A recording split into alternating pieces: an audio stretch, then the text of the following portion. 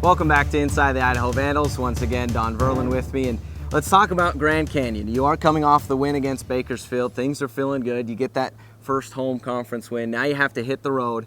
Let's talk about Grand Canyon. I think the WAC is interesting. You played Utah Valley this last week. They're right now sitting on top of the conference, but it's a close game. As you look from the conference standings from top to bottom, there seems to be a lot of parity, and teams are beating other teams. Is that kind of how you look at Grand Canyon? You don't know too much about the record? Yeah, exactly. I mean, Grand Canyon, a new program to Division I. Dan Marley, longtime Phoenix Sun, is the coach there. One thing I'll tell you about Grand Canyon, a lot of energy behind their program, averaging about 4,000 to every game. Wow. They throw off fireworks after their wins. What we expect down there is a hostile environment, a team that's really trying to make their way in Division I basketball, and especially in the WAC conference. So I expect to see a fired up team in Grand Canyon on Thursday night, and it should be a heck of a basketball game.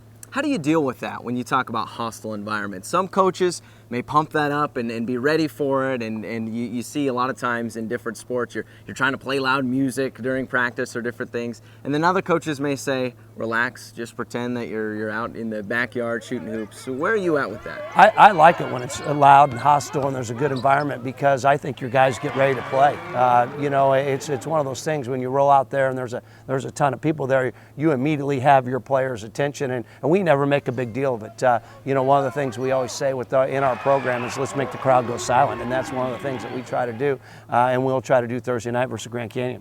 Looking at this Grand Canyon team, Killian Larson, a guy that averages a double-double, do you look at stopping him as that's going to be one of the main things? Yeah, we've got to do a number of things versus Grand Canyon, but that's one of the big things. And what we got to do is set up our defense to take away their strengths. And that's what we'll do as we dive in and get ready to prepare for Grand Canyon.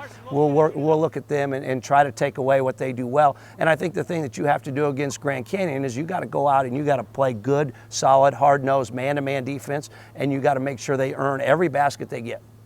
What's one of the main differences when you're playing at home besides the crowd and you're playing on the road? Do you find that players maybe struggle a little bit more? Sometimes your more consistent players have a tougher time? Well, you're always used to the familiar surroundings at home, and that always gives you comfort, and usually comfort gives you confidence. And so that's what you always worry about. But our team's been on the road so much this year, and we played some really good games on the road this year. So I don't make a big deal of that at all. I mean, what we try to do is prepare the best we can for Grand Canyon and whatever the opponent is, and go out and play the very best we possibly can. You look at this, and getting that first home conference win is big. How important is it now to continue to let that roll? You're 2-4 right now in conference play. How important is it to kind of crawl back? Well, it's really important because, as you mentioned earlier, anybody can beat anybody in this conference, and if you can get on a little bit of a roll, you can find yourself right at the top of the conference. Even though we've already got 4 losses, New Mexico State went on the road, which I think is by far the best team in the conference, and now they got 2 losses. And Utah Valley, a huge road sweep for them this weekend, obviously beating us at home and then going to Seattle U yesterday and winning by a point. I think it's really important that you approach every game one game at a time and try to go knock somebody off, because if you can accumulate some wins, you never know where you can finish.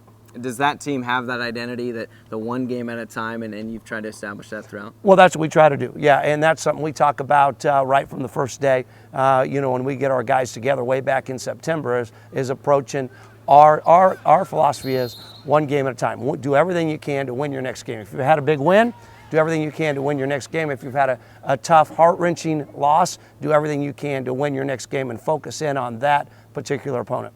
Well, it should be exciting. We want to thank you, Coach, for dropping by, and we're excited to see what happens this next week as the Vandals hit the road. So we'll come back with more when Inside the Vandals return.